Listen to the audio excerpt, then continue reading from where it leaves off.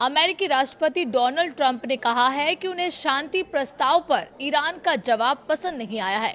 Iran के जवाब पर कड़ी प्रतिक्रिया देते हुए अमेरिकी प्रेसिडेंट डोनाल्ड ट्रंप ने कहा कि उन्हें तेहरान की मांगे पूरी तरह से अस्वीकार्य हैं। ट्रंप के इस जवाब के बाद सवाल उठा है कि ईरान ने ऐसी क्या मांगे की है जिससे ट्रंप भड़क गए। वो एक बार फिर से ईरान को धमकी देने पर उतर आए हैं।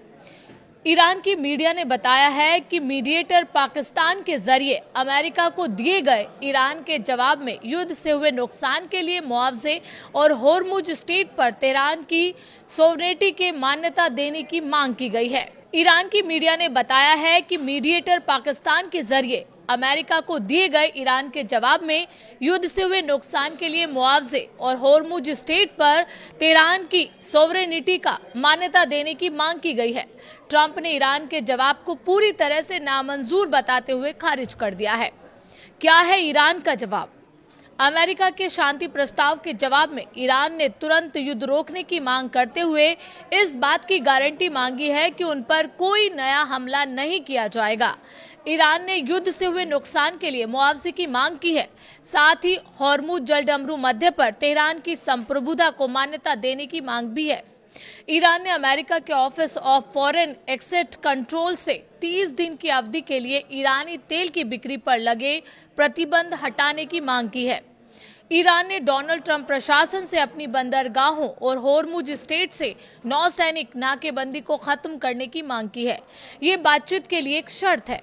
ईरान की मांग में कथित तौर पर लड़ाई रोकने के बाद आगे के विवरण और समझौते पर काम करने के लिए 30 दिन की बातचीत की अवधि शामिल है।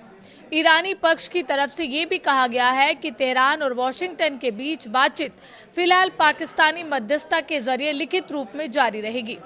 ईरान ने 20 साल तक यूरेनियम संवर्धन रोकने को लंबा समय कहा है और अपनी परमाणु सुविधाओं को नष्ट करने के लिए किसी भी कदम को खारिज किया है। ट्रंप ने क्या कहा है? ईरान ने रविवार को पाकिस्तानी मध्यस्थों के जरिए अमेरिका के शांति प्रस्ताव पर अपना जवाब भेजा, जिसे डोनाल्ड ट्रंप ने खारिज कर दिया। डोनाल्ड ट्रंप ने कहा है कि मैंने अभी अभी ईरान के तथाकथित प्रतिनिधियों का जवाब पढ़ा है। मुझे ये पूरी तरह अस्वीकार्य है। इससे ईरान और अमेरिका की गतिरोध सुलझने की कोशिशों को झटका लगा है। ईरान पर 28 फरवरी को अमेरिका इजराइल गठबंधन ने हमले शुरू किए थे। दोनों पक्षों की तरफ से भीषण लड़ाई के बाद 8 अप्रैल को दोनों पक्ष अस्थायी सीज फायर पर सहमत हुए। इसके बाद से एक पूर्ण युद्ध विराम के समझौते पर बातचीत चल रही है। दोनों पक्ष पाकिस्तान में बैठक भी कर चुके हैं, लेकिन किसी समझौते पर नहीं पहुंच पाए हैं।